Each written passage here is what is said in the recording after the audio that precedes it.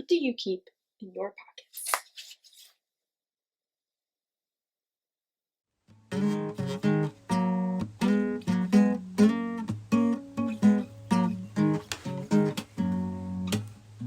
When I have a worry-filled mind, I like to wander outside.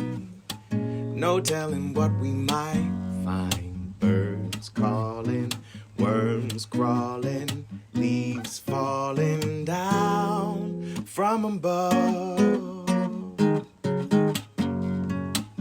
Oh, I plant my feet on the ground. I keep my head in the clouds. I let my feelings out loud. I hear joy calling, fear crawling, tears falling down out of love.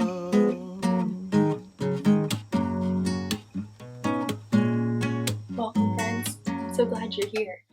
My name is Mrs. A, and if you don't already know, it's important that we always start out by doing a check-in with ourselves. We check in with our feelings or emotions or what zone we're in at the moment. And it's helpful because not only does it build our muscles and help us get better at it, but it also helps other people around us understand us, and it helps us move throughout the day feeling more comfortable and more understood. So, we're going to start out by checking in with our feelings today. And I've made this feelings poster so we can all look closely and carefully and practice identifying our own feelings. I'm going to zoom in on it in just a minute, but I wanted to let you know that if you'd like to use this poster at a different time than when we're together or when you watch my videos, you can always get it by becoming a patron. And my Patreon is set up so you can give as little as $1 if that is what you'd like to do. Otherwise, you can always visit me here and watch my videos and check out the poster in any of my videos. Now, like I said, we're going to practice identifying our feelings or emotions. So, why don't you think, just for a moment, about what your body and brain is telling you? Is it feeling really calm or peaceful? Go ahead and find the emotion or feeling that matches you. Is it feeling a little jittery or worried or anxious? Go ahead and find the feeling that matches you. Is it feeling a little slow moving or shy or sad? Go ahead and find that feeling. Or is it feeling a bit out of control or overwhelmed? Maybe angry? Go ahead and find that feeling. Remember, there are no good or bad feelings. Feelings come and go, sort of like the weather. And sometimes we can figure out what's causing our feelings. We may have just stubbed our toe and we may be feeling really sad or really angry. And other times we may not be so sure. We may wake up feeling really excited, but we're not really sure why. And so feelings are really interesting like that. That's why we practice getting to know them a bit better. I'm going to give you some time to find your own if you haven't yet. Keep looking. Did you find your feeling? I found mine. Let's share them. I'm feeling excited. Did you share yours out loud? Really loud if you haven't yet. Thank you so much for sharing your feelings with me and for the people around you. It's a really great way, like I said, to get to know the people around you and understand each other a bit better. So keep practicing it every day. Another thing you can practice every day is exercising or moving your body in some way that feels good for you. Some people really like to row in the morning. Some people really like to run in the evening. Other people really like to ride their bikes in the afternoon, and others still like to climb rock walls or go on a hike. And so there are so many different ways that we can move our bodies and help not only build our muscles, but keep our heart healthy and our brain clear. And so we always practice exercising together, and we'll do that just by using the date. Now, the date for me may be different than the date for you. That's okay. You can change the numbers or just follow along with mine. My date today is 4/27/22. And before we get started moving, let's check in with Fig, who's showing us one of our moves for the day. Fig likes to show us the shape with their body, but then asks us to use our brains do some critical thinking. What type of move or exercise might they be showing us? You can make your observations and guesses, and then in a little bit, we'll find out. To start us off, I thought we could do 4 kicks. You can do really high kicks if you'd like, or low kicks, big kicks, or small kicks, whatever is best for your space and your body. We will stand up or sit down to do these kicks, so go ahead and get in position. I'm going to count by 2s as we do. Ready? 2, 4. Now we have Pig's move to do. Pig, what should we do? 27 of opposite toe touches. Fantastic. Thanks, Pig. Again, you can sit or stand for these. We'll count by 1s this time. We'll take our one hand, I'm going to start with my right, and touch our left foot or left toe. If you start with your left hand, go ahead and touch your right foot or toe. Let's do 27.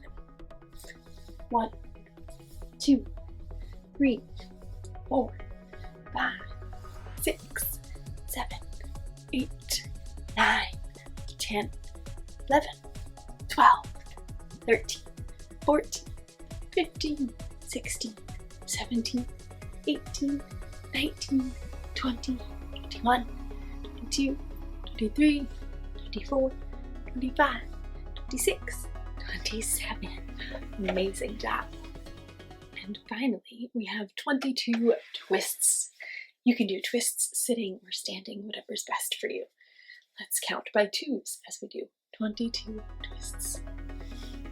2, 4, 6, 8, 10, 12, 14, 16, 18, 20, 22.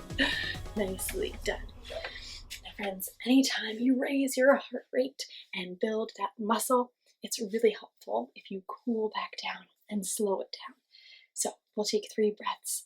Each time we hear a bell, you can breathe in big and then slowly let your air out. Ready?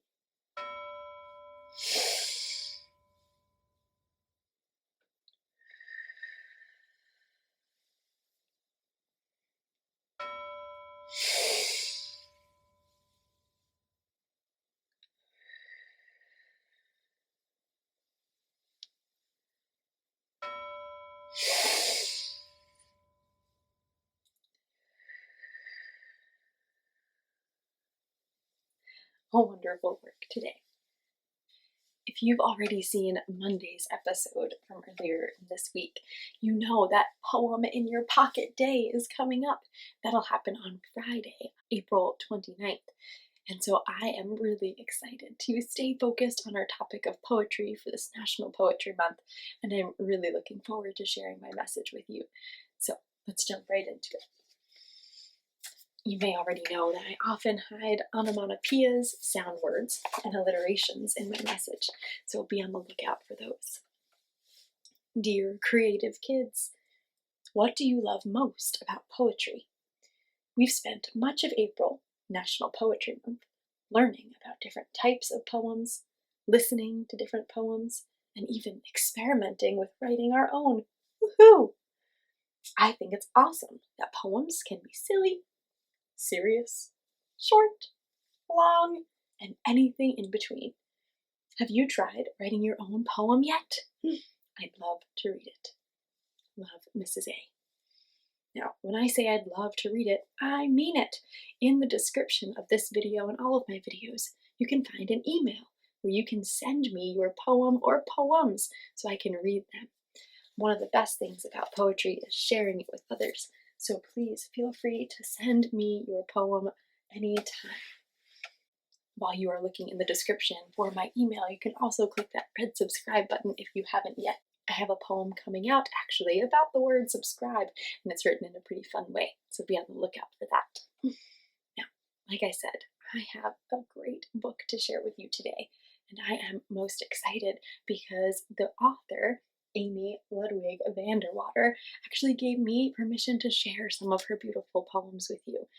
And thanks too to Astra Kids Books, who gave her permission to give me permission. So thank you to all those involved. I'm excited to share some of these poems with you from this really special book. Let's check it out. This book is called If This Bird Had Pockets, and it is a Poem in Your Pocket Day celebration. The poems are written by Amy Ludwig van der Water, and the illustrations are by Emma Verjean. And I want to actually start off right here. There's a bit of information and the table of contents. It says, in 2002, Poem in Your Pocket Day was introduced in New York City by the Office of the Mayor and the city's Department of Cultural Affairs and Education. In 2008, the Academy of American Poets brought the holiday to the entire United States. And in 2016, the League of Canadian Poets further expanded it to Canada. Both countries celebrate National Poetry Month in April. Poem in Your Pocket Day invites everyone to carry and share poems and is celebrated on a different April day each year. But of course, we may choose to carry poems and celebrate Poem in Your Pocket Day on any day or every day. How magical it would be if animals carried poems too. So we are going to hear some poems. Some are written as if they were written by the animals, and this one is written by the author, so a person. Let's listen. Poem in Your Pocket Day by me, the author. Tomorrow I will carry a poem in my pocket. Today I need to find or write the perfect one for me. As I seek a poem, I peek out of my window. I spy a smallish bird perching on a tallish tree. And I wonder, if this bird had pockets, if this bird could write, would it scribble poems about nectar, humming, flight? So suddenly I'm thinking about creatures everywhere. Which poems would they carry? Which poems would they share? Do you see that smallish bird on that tallish tree? Have you ever wondered or been curious about what type of poem an animal might write? I know I sometimes like to talk as if I'm talking for my dog. Maybe you've done that too with your pet. And this book makes me think of all the things they might say. Next, we're going to go here to this animal poem. We Farm Fungus by Leafcutter Ant. We carry many times our weight, our colony's humongous. We cut and carry leaves all day, we bring them to our fungus. Here, beneath green parasols, we know one thing is true. If you feed your fungus will feed you. And maybe you've heard of a leafcutter ant before, and maybe you hadn't yet. But leafcutters do exactly as this poem described. They bring leaves to a giant fungus that helps give them food. They're like tiny little farmers. It is pretty amazing. I love this book for a lot of different reasons, but one of them is because I've learned some new and interesting things. Here's an example of that. It's Not Difficult by American Alligator. Please do not confuse me with a silly crocodile. We alligators hide our lower teeth each time we smile. My snout is wide, shaped like a U, crocodile a narrow V.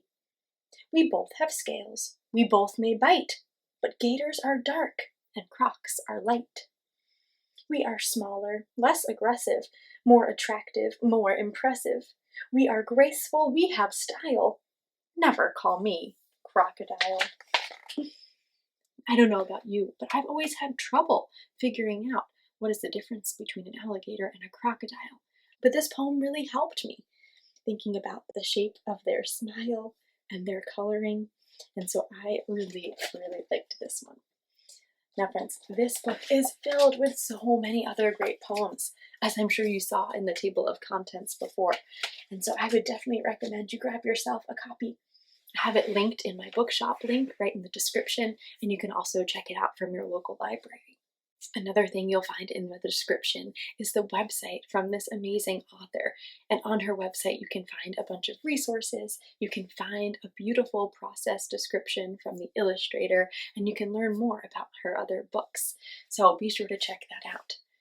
Now, I don't know about you, but I have a poem in my pocket, and I would love to share it. If you don't have a poem in your pocket yet, that's okay. You can take some time to write one today, give it a shot. You can also write one tomorrow or the next day or any time after that. The beautiful thing about writing poetry is that you can do it just about anywhere at any time. So let me take out my poem for you. And it's actually written in the style of a haiku. You may remember we talked about this earlier in the week. A haiku has 5 syllables in the first line, 7 syllables in the second line, and 5 syllables again in the third line. So you can listen and even count my syllables and double check me. Worms wriggle, bees buzz, flowers begin to blossom. Spring, it seems, has sprung. I wrote it on a little card from a library. I also added some pictures to show what my poem was describing. Do you like to draw pictures with your writing and poems? What I love about poems, especially haiku poems, is that they aren't too long. Now, they are a little tricky because I have to count my syllables and my beats in each word, but it helps me challenge my brain to do that. And then when I've written one, I feel like, wow, I've done it. I wrote a poem. And this one, as our book had mentioned, is perfect for me because I really love spring. Now, it's definitely not the most perfect poem in the world. You may remember there's no such thing as a perfect poem, but it is something that makes me happy and makes me feel joyful. And so I feel like it's perfect for me. I want to encourage you to write the perfect poem for you and then stick it in your pocket and share it with people you meet throughout the day or week. Now, our mindful moment is inspired by our book here, If This Bird Had Pockets, and all of the animals in the book. Our mindful moment is actually a stretch called Downward Facing Dog. And you may remember way back in season 1 of my show, we were talking a bit about yoga, and I shared the game Yugo, which is a really great game for anyone who is interested or curious about yoga. And so I have a poster here from one of the characters in that game, Chase. And Chase is all about energizing our bodies. And here is what Downward Facing Dog looks like. Let me show you. Now, it's going to be tricky for you to see my body when I make this shape. That's why I wanted to show you Chase and his pose. But when we do Downward Facing Dog, our feet and our hands are going to be on the floor. Our head's going to be kind of looking down toward our feet. And you'll see our back will be flat, our legs will be tall, and our bottoms will be pointing up into the air. So I'll leave this here, and we can try to get into our Downward Facing Dog position, where we'll do 5 breaths. Let's do it.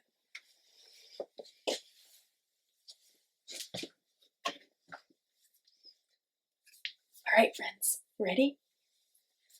Let's breathe 5 breaths.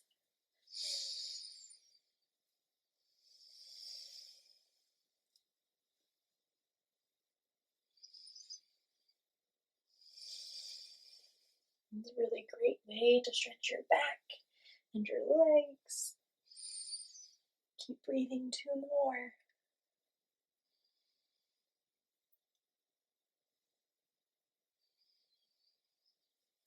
All right.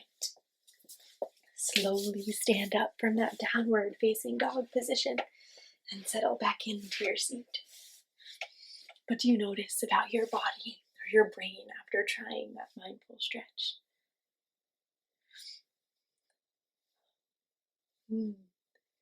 Yeah, maybe it was a position that was new, or maybe it was a position that was familiar to you. I'm glad you gave it a try either way. Hopefully, you're feeling in the green zone right now. That's the wonderful thing about taking a mindful moment, is it can help our brains and bodies feel clear and comfortable and oftentimes settled or peaceful. So remember, if this mindful moment today was something you liked and felt good for your body, then please use it again. If it wasn't one that connected well with you, that's okay. Check out my other episodes where we end with a different mindful moment each time, and you can try them out and see which one feels best. Friends, thank you so much for visiting with me today. I want to send you off with some love if you'd like it, a hug if you want it, and I can't wait to see you next time.